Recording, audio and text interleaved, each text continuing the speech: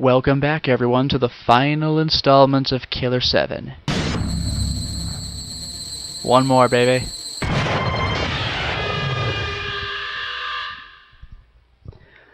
This will be brief, but this will be heavy. One more time, regular moon, last call.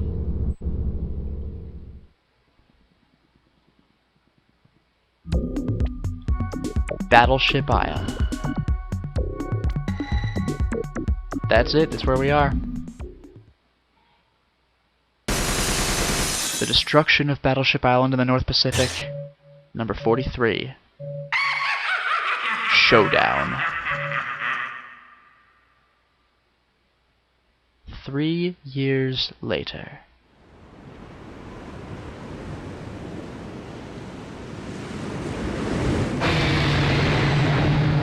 That car. Is that the Olmeda car?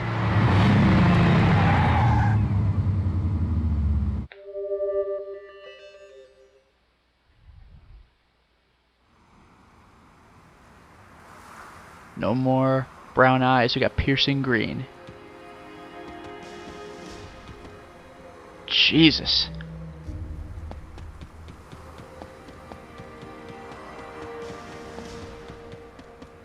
Son of a bitch. I can't scan, but that's okay.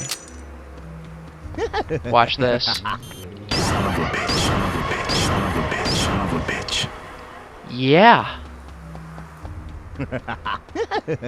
They respawn like immediately though. Son of a bitch. Son of a bitch. Son of a bitch. That's how it is. Deserted building.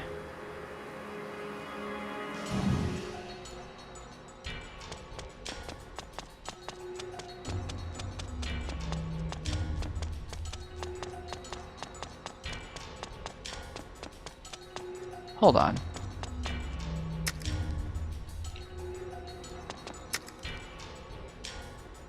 Okay, just miscellany.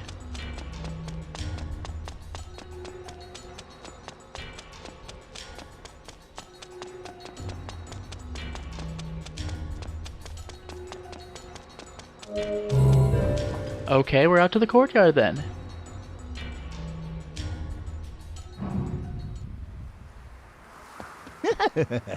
Oh. Son of a bitch.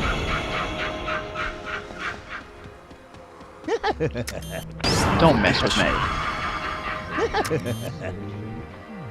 Son of a bitch.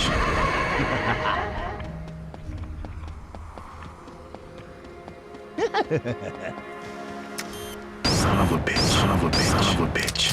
Son of a bitch, son of a bitch. Full vision, the whole level.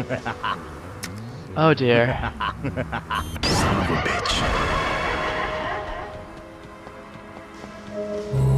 No longer collecting blood, but we are entering the Coliseum? It was the Battleship Isle the whole time. Oh, really? This is where things get odd.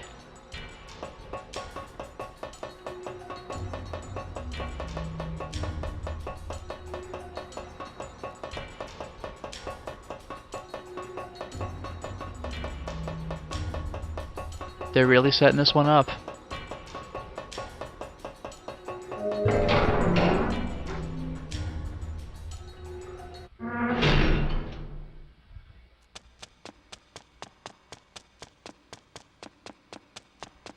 This hallway looks familiar. Like one of the ones you run through in the Vinculum Gate? Maybe even the Heaven Smile HQ or something? There's that windy, twisty... But there's no pipes, so never mind. Well, no, this is it. This is where you fought the Speed Smile, I think. Wasn't it? The very first mini-boss Smile?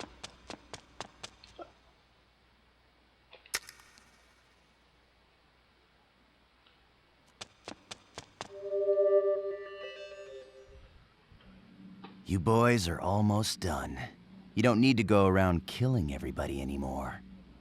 The last of the Heaven Smiles is in the back. The big boss.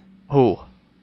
If you do him, then it means you've eradicated all of them. No more terrorism. Hail to the free world. But I wonder, what'll become of you guys if terrorism is the law of nature? You know, you should kill me now, because you don't want us hanging around, know what I mean? If I'm alive, I'll give you a run for your money. Even an assassin like yourself. Better be prepared, because blood must atone for blood. So, which will you choose? Your own country, or watch our retribution? Your fucking decision. Wow. Let him live and risk everything, or kill him now?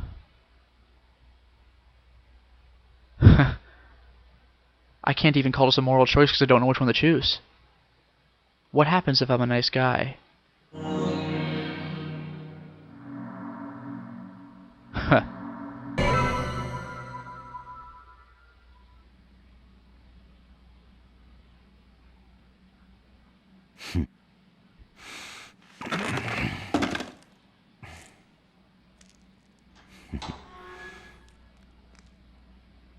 Dozo.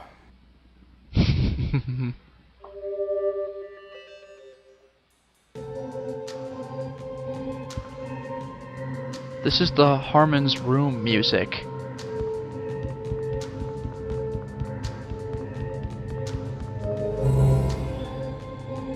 Excuse me? I can't take out my gun. Harmon is dead. The TV.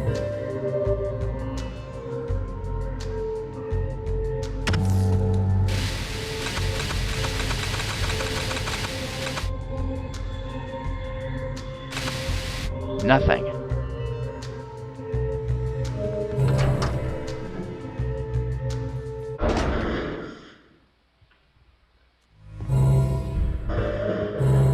I'll come back to the basement. Anything else? Once again you hear rattling below. And you know it can't be Harmon, not this time. Maybe it was never Harmon if it's been going like the whole time. Red? The last smile. There's only one person we know who dresses in red.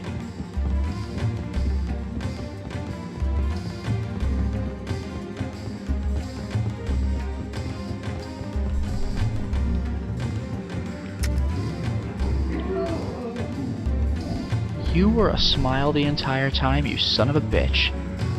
You were a mole, which is why you were messing with us in the school. Oh, really?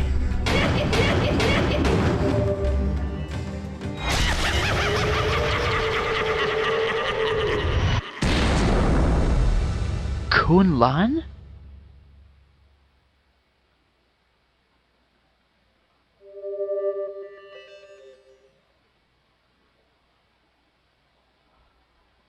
This game. Oh, jeez.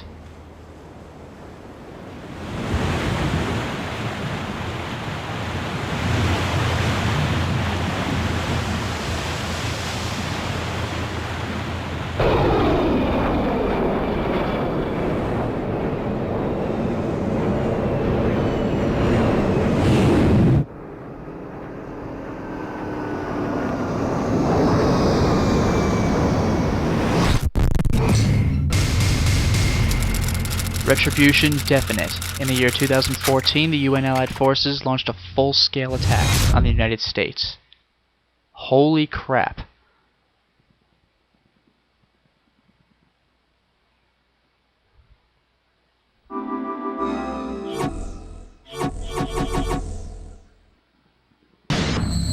But what if we had gone the other way?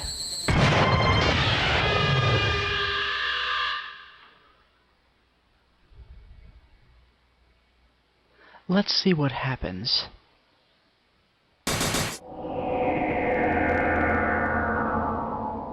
Dare I?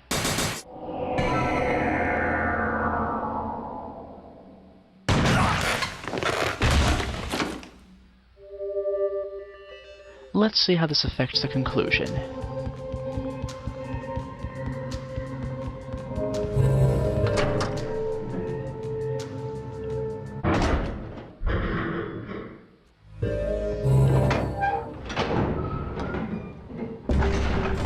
One more time. Iwazaru. Of course you're the one ghost that sold us out. You were killed by that man we just killed, not by us. You were planted. You son of a bitch.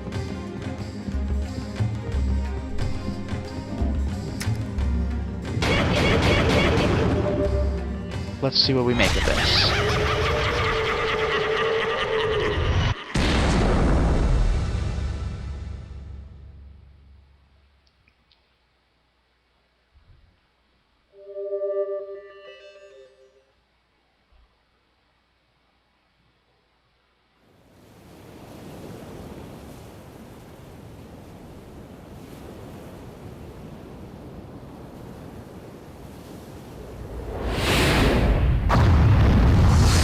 Mission complete. Japan, destroyed in 2014 and attacked by the United States. Brutal. Oh, and either ending we choose, the ultimate result is the same.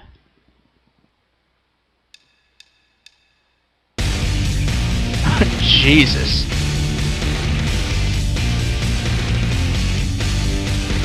Shinji Mikami, Resident Evil creator.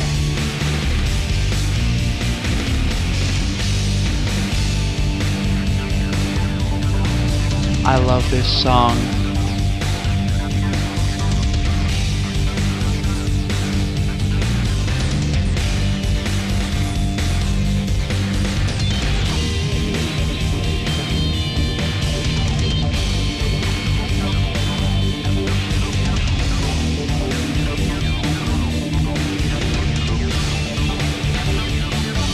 One more time now.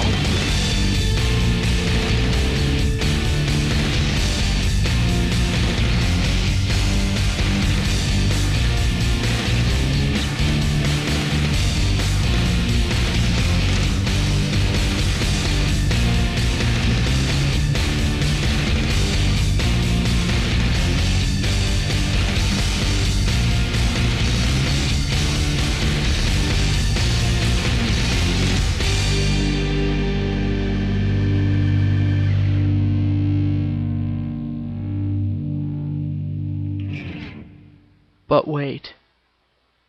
Shanghai 100 years later. This is where your mind really gets blown.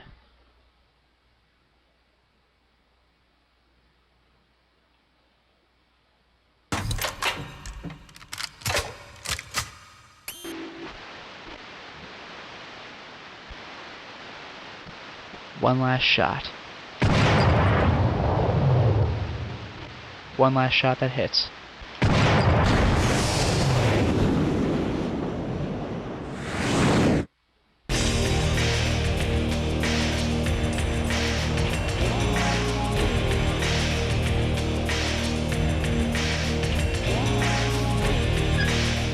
You're awake from your nightmare. Harmon, the world won't change. All it does is turn. Now, let's dance.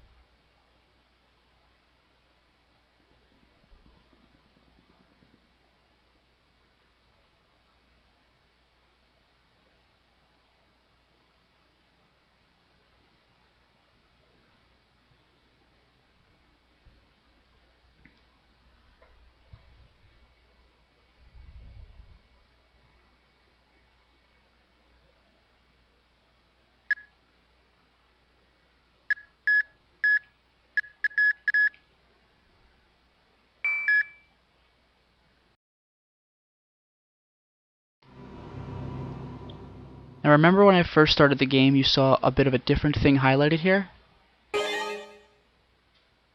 Yeah.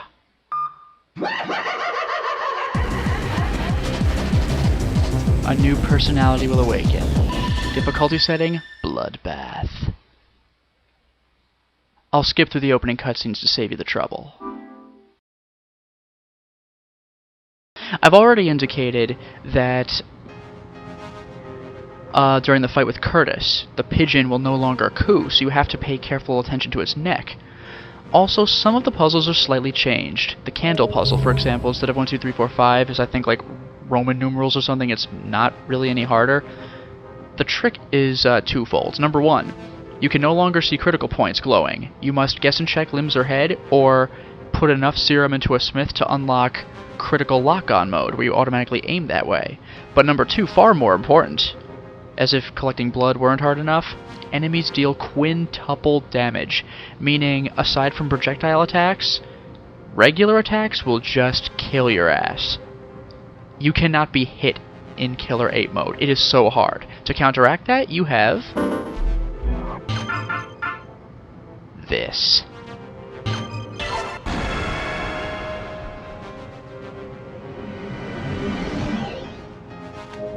If you'll excuse me, I have just a little bit of killing to do.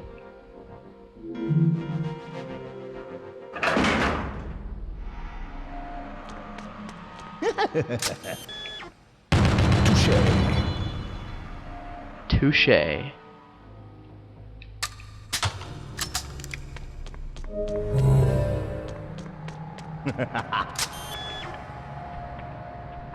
No critical lock on.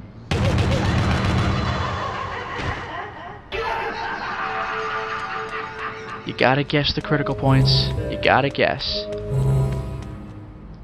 Well, you get the idea. Oh! For cinematic reload. Harmon Smith.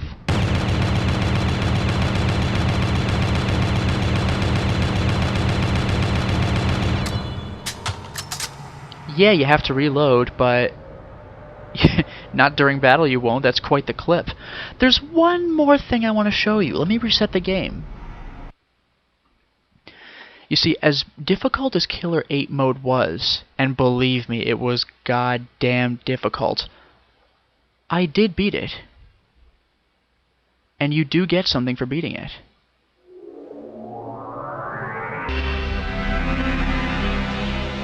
Hopper 7 mode.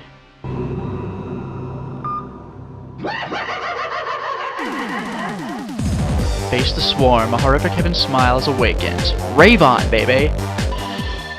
It's a freaking crime that even when they bring back that song, it's toward the most tiny, like, short point in the game. Allow me to skip the opening one more time, if you don't mind. This is actually a funny one.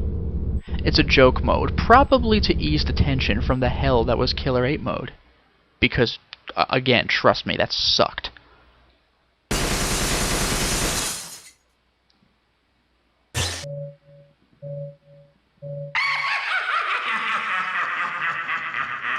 One more thing we have left to do.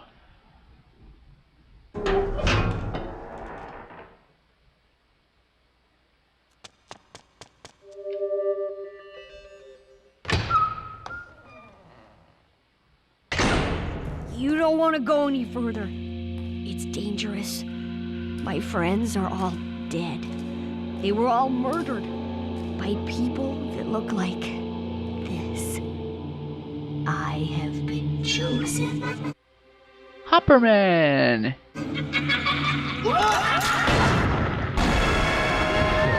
Shit! There's more than 14. Those bastards are breeding. Welcome to Hopper 7 mode, where every enemy in the game is Hopperman. I told you, it's a way to relax.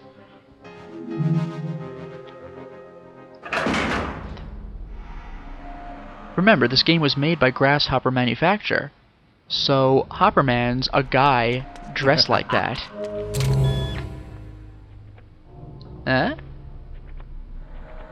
Where's his critical point, you might ask? Well, Killer 8 mode had, like, it's so hard to find them, so, This is too easy. no matter where you hit him, you kill him off.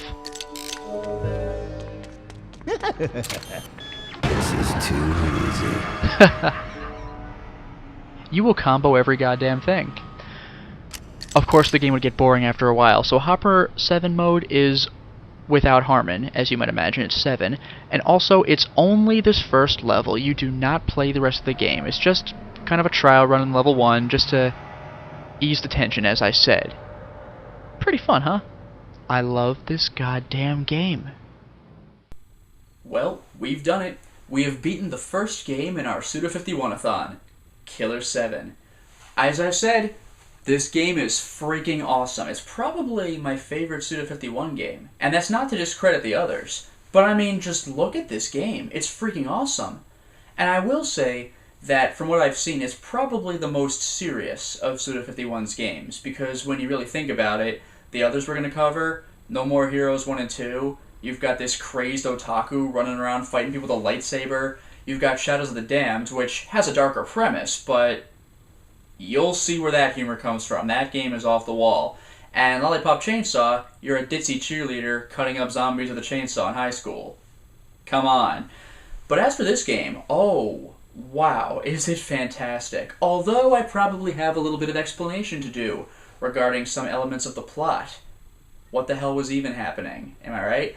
And to be fair, the game starts off intentionally obtuse. You start without ever seeing Harmon. You just get thrust right into Heaven Smile HQ. Quick, go get the smiles. You know what's going on. You don't even learn where the smiles are until Mission 2. So that was done intentionally. Now, what's up with the Heaven Smiles?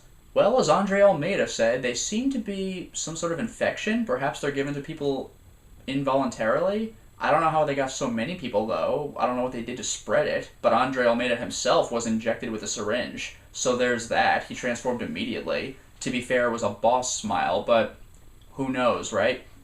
Now, as for the overarching plot with the whole nukes between Japan and America, that was slowly explained a little bit later. How Japan has essentially the United States by the balls with its voting system, which totally blows your mind because it all comes down to this conspiracy in an elementary school in Seattle. Wow. Now, what's going on with the Smiths themselves, though? Well, they all appear to be dead. And I would say Harmon, probably the same case. Yeah, you saw Harmon and Kun Lan killed in the Forbidden Room. I think that might have been a thing that actually happened, because how the hell else are they going around doing their thing 100 years later in Shanghai, China? That was freaking out there, man. As for the Smiths themselves, the big twist seems to be that Garcian is the one who controls the personalities and not Harmon. It's just that Harmon trained Garcian when he was younger, and also called Emir Parkreiner the perfect assassin, or trained to be that way. He killed all the Smiths when they were alive, when he was 13 years old.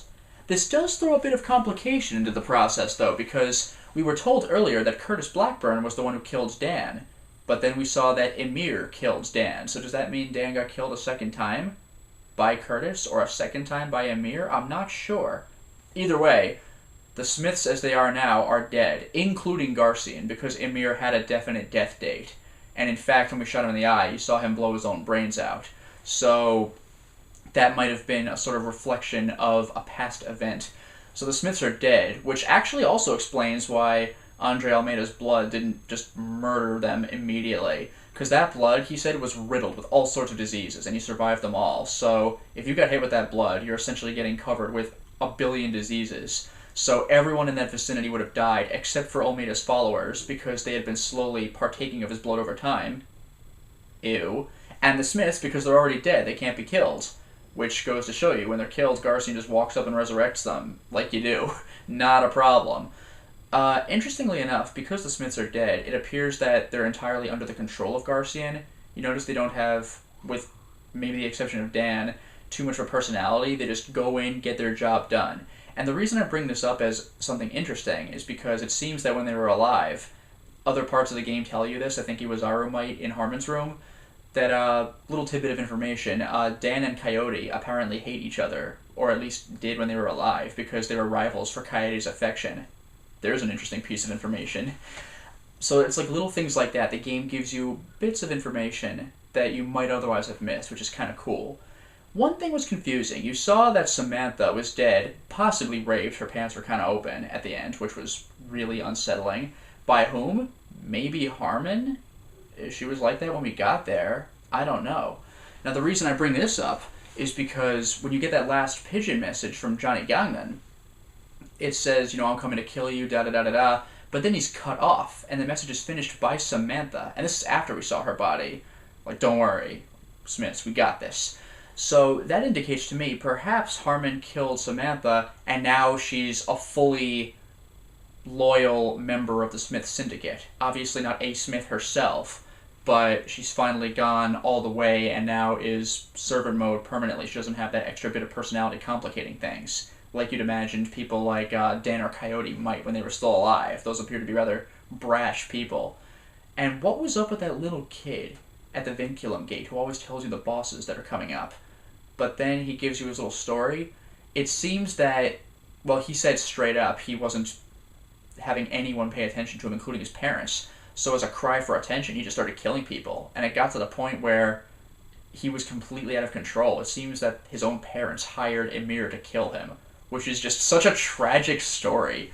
But that explains why that kid's in the game. Because remember, the ghosts you see, as I had told you, and I think I saw the message where Arizaro tells you this, the ghosts you see in the game were killed by the Smiths. So you're thinking some little schoolboy, because he's got those little schoolboy shorts, like, when would this have been a thing? Well, now you know why. So that's another level of just unsettling creepiness. Although I still think Curtis Blackburn takes the cake in that regard. So now you have a little more information on the Smiths, and just what in the hell was going on. They do appear to be the perfect killing machines. Now, interestingly, you could not trade between the Smiths after the events of the regular Killer7 game. When you were on the battleship, it was just Garcian. Could the Smiths, the other ones, have potentially been killed off by those last smiles on the stage in the education area? It might just be the case. I'm not actually certain about that one.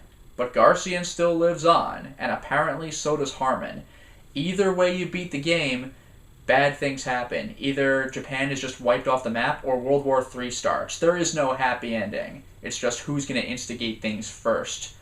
We'll see what happens. Just war is a thing that keeps happening. As Kunlan says, the world doesn't change. All it does is turn. What a sweet ending. But again, I keep using this word, rather unsettling when you consider what he's referring to by unchanging. It just keeps on going. All it changes is our technology. The world keeps getting smaller. Two awesome Kunlan quotes is how we go. Who are Harmon and Kunlan? It's come to the point where they might just be forces of nature at this point. I don't want to say God and the devil, but they kind of give off a little bit of that vibe. I wouldn't say they're that far, but they are, very clearly, metaphorically playing chess with world events and pawns of actual people, where, of course, they're playing literal chess to represent that. It's not the most subtle bit of symbolism in the game, but that's okay. The game has far more subtle things than that. So I'll give that one a pass. They need to ease you into the game somehow. Really cool how that worked. I freaking love this game, and this was the first Suda51 game I was introduced to back when I was in, I want to say, high school, and it just blew my mind. So when I heard about the next game we're going to play, No More Heroes, I saw the trailer, but I was like, oh, maybe the guy who did Killer7? This ought to be pretty cool, I guess. Oh, and it is. That's the game we're doing next. It's going to be a blast. Now, of course, I would like to thank all of you for watching this play. It was a lot of fun to play, and I hope that it was a lot of fun to watch. Because once again, every time I turn this game on, I thoroughly enjoy myself. I really do. It's so good. I haven't played it in a while, but that just makes the experience all the more new to me when I played it now. So worth it. And for any of you who had not heard of or seen this game before, I hope that you're satisfied with what you saw. Now you know this awesome game that might have been overlooked by some.